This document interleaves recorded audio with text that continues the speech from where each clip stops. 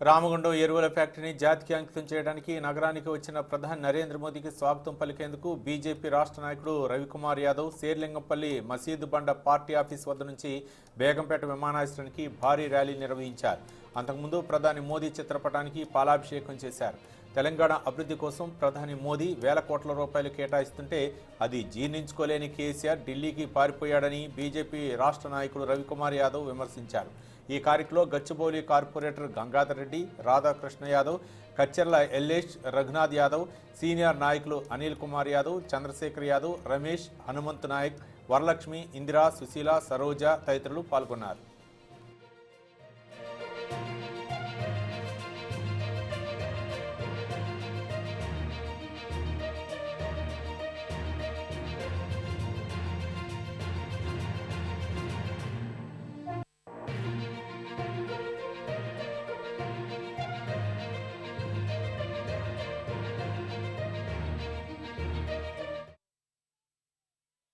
ఒక మంచి కార్యక్రమానికి మన ప్రియతమ ప్రధాని నరేంద్ర మోడీ గారు వస్తుంటే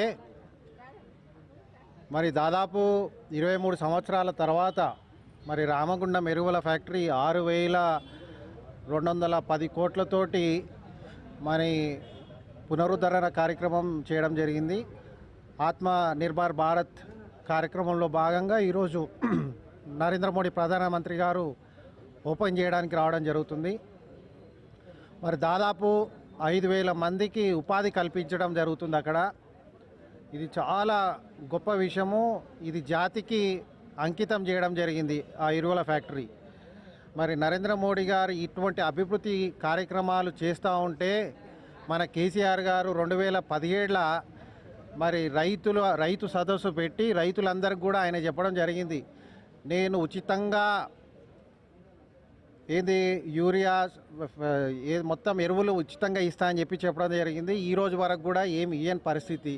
ఆయన కేవలం హామీలకే పరిమితమై కాకుండా మరి మీదికించి మేము అడ్డుకుంటామని చెప్తా ఉండడం జరిగింది. అసలు ఎందుకు అడ్డుకుంటారా మీరు, నాకు అర్థం కాదు.